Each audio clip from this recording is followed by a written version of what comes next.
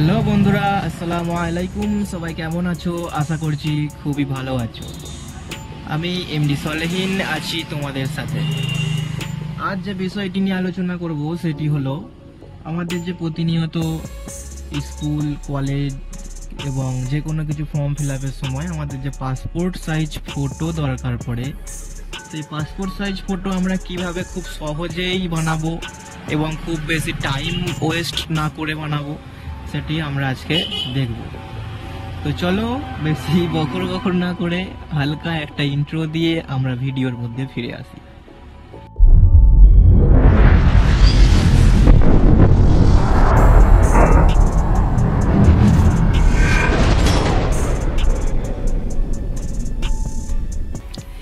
তো আজকে আমি দেখাবো পাসপোর্ট সাইজ ফটো খুব সহজে কিভাবে করবেন, তাও সেটা কোনো ধরনের প্রিমিয়াম আপনার অ্যাপ্লিকেশন ছাড়া, কোনো রকম প্রিমিয়াম সফটওয়্যার ছাড়া খুব সহজে, যে সফটওয়্যারটি সবার কম্পিউটারে প্রায় রয়েছে, সেটার জন্য কোনো পয়সা কোনো টাকা ইনভেস্ট করতে হয় না। সেটা হচ্ছে মাইক্রোসফট ওয়ার্ড। সবাই চিনে থাকবেন, যেটাকে আমরা এমএস ওয়ার্ড বলে চিনি। তো প্রথমত আমাদের কাছে এখন সবার কাছে অ্যান্ড্রয়েড ফোন রয়েছে, আলাদা করে অ্যান্ড্রয়েড ফোন কেনার কোনো প্রয়োজন নেই।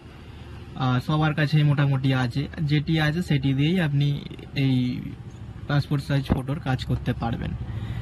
আর কারোর ক্যামেরা কেনার প্রয়োজন নেই, কেন এখনকার ক্যামেরার দামও অনেক। এখনকার ফোনেই যা ক্যামেরা দিচ্ছে কোম্পানি, ওতেই যথেষ্ট। তো প্রথমত একটা মোবাইল থেকে ফটো তুলে নিতে হবে। ফটো তুলে নিয়ে আপনার কম্পিউটারে নিয়ে নেবেন। আমি যেরকম একটা স্যাম্পল হিসাবে রেখেছি ফটো আমার ডেস্কটপে, এই যে এই ফটোটা। তো একটা পাসপোর্ট সাইজ ফটো করতে গেলে মিনিমাম আমাদেরকে কিছু কথা মাথায় রাখতে হবে। যেরকম প্রথমত হচ্ছে ব্যাকগ্রাউন্ডে এইসব নেচার থাকলে হবে না, 1 নম্বর পয়েন্ট। 2 নম্বর পয়েন্ট হচ্ছে পাসপোর্ট সাইজের একটা নির্দিষ্ট সাইজ থাকে পাসপোর্ট সাইজ ফটোর, তো সেটা আজকে আমরা দেখব। তো চলো বেশি ভিডিও বড় না করে চলে আসি কাজের কথায়। প্রথমত আমাদেরকে খুলে নিতে হবে যে কোনো একটি ব্রাউজার। যেরকম আমি গুগল ক্রোমটা বেশি কমফোর্টেবল মনে করি। তোমরা যদি মনে করো মোজিলা ফায়ারফক্সও আছে, মোজিলা ফায়ারফক্স হোক কিংবা কম্পিউটারের নিজস্ব যে ইন্টারনেট আছে সেটাও তোমরা ইউজ করতে পারো। তো আমি গুগল ক্রোম থেকেই তোমাদেরকে দেখাচ্ছি। প্রথমত তোমরা এই সার্চ বারে যাবে। সার্চ বারে গিয়ে বেশি কিছু না, জাস্ট বিজি রিমুভ কথাটা লিখে সার্চ করবে টাইপিং করে। ফার্স্ট যেটা দেখতে পাচ্ছ তোমরা, ফার্স্ট যে লিঙ্কটা আছে সেই লিঙ্কটাই ক্লিক করতে হবে। ক্লিক করার পরে এখানে আপলোড ইমেজ চাইবে, অর্থাৎ ফটো চাইবে। ফটোটা তোমাদের যে কম্পিউটারে যে পার্টিশনে নিয়েছো সেই পার্টিশন থেকে ফটোটাকে আপলোড করতে হবে। আমি যেরকম ডেস্কটপে রেখেছিলাম তোমাদের প্রথমে দেখিয়েছি বন্ধুরা। তো ডেস্কটপ থেকে স্যাম্পেলটা নিয়ে নিলাম, নিয়ে ওপেন করছি। ওপেন করার পরে দেখতে পাবে এক্ষুনি যে অটোমেটিক বিজি রিমুভ, মানে অর্থাৎ ব্যাকগ্রাউন্ড রিমুভ হয়ে গেল। তো ব্যাকগ্রাউন্ড রিমুভ হওয়ার পরে আমাদেরকে কিছু একটা কালার চয়েস করতে হবে। তো এখানে কালারে ক্লিক করলে অনেক কালার পেয়ে যাবে তোমরা, ঠিক আছে? অনেক কালার পেয়ে যাবে। এবং যদি মনে করো যে এর মধ্যেও তোমার মনের কালারটা নেই মনের মধ্যেও, তাহলে তোমরা এখানে কাস্টমে ক্লিক করে কালার চয়েস করতে পারো। তো কালারটা বেসিক্যালি আমরা ড্রেসের উপর কম্বিনেশন করেই করে থাকি। যেরকম আমরা দিয়ে দিয়ে দেখতে পারি এখানে কোন কালারটা বেশি ম্যাচ করছে। হ্যাঁ, এই কালারটা একটু ম্যাচ করছে। তো যে কালারটা ম্যাচ করছে মনের মতো হচ্ছে সেটি দিয়ে ডান করে দিতে হবে আমাদের।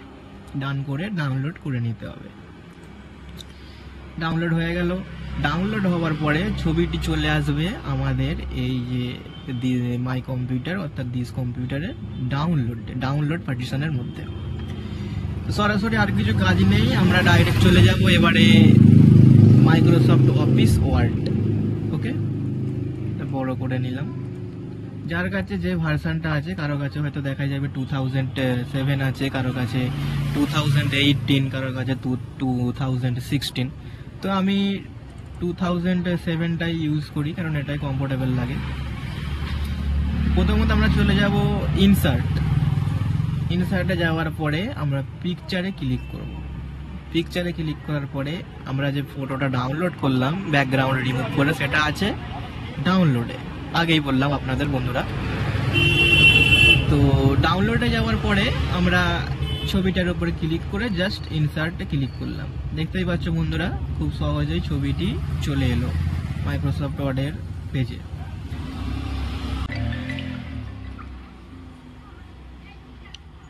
তো এটার সৌন্দর্যতা বাড়াবার জন্য তোমরা এখান থেকে একটা বর্ডার লাইন দিতে পারো, হালকা মোটা পাতলা যেরকম খুশি, ঠিক আছে।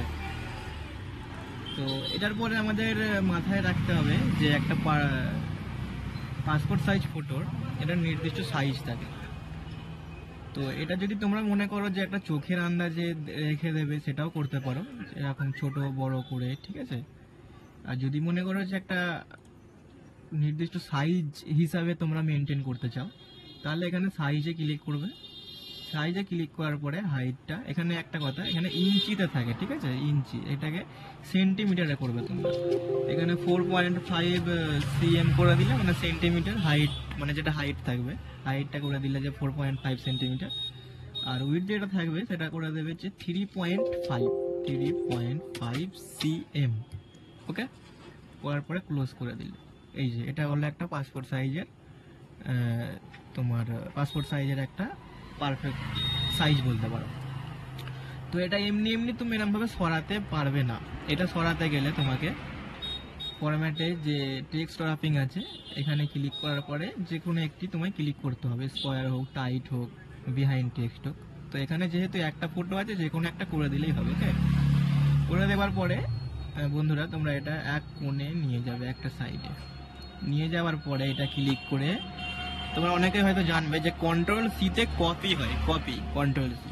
তো কন্ট্রোল সি ক্লিক করে দিলে ফটোটা কপি হয়ে গেল।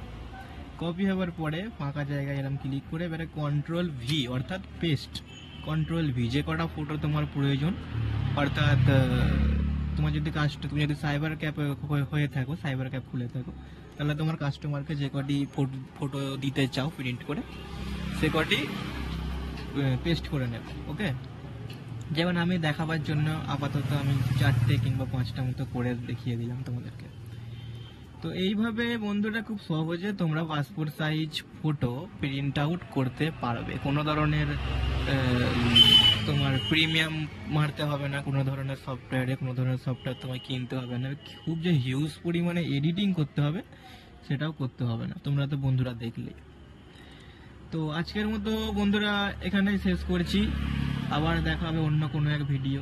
জানি তোমাদের একটু আমার কথাগুলো শুনতে কিংবা বুঝতে একটু অসুবিধা হচ্ছে, কারণ কি কালকে আমি আগের ভিডিওতেও বলেছিলাম, আমার যে ফার্স্ট যে ভিডিওটি রয়েছে তোমরা দেখতে পাবে, দেখলে আমার প্রোফাইলে ঢুকে দেখলে দেখতে পাবে তোমরা।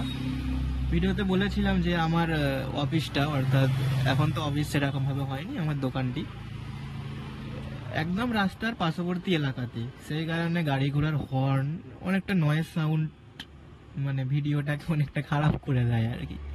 তবুও বন্ধুরা যতটা পারি চেষ্টা করি আস্তে আস্তে মডিফাই করব, আরো বেটার কিছু একটা গ্রো আপ করব। তো তোমরা দোয়া করবে আমার জন্য, আগেও বলেছি আবারও বলছি, তোমাদের দোয়া আমার উন্নতির কারণ। তো আজকের মতো এলাম, আসসালামু আলাইকুম, সবাই ভালো থাকবেন।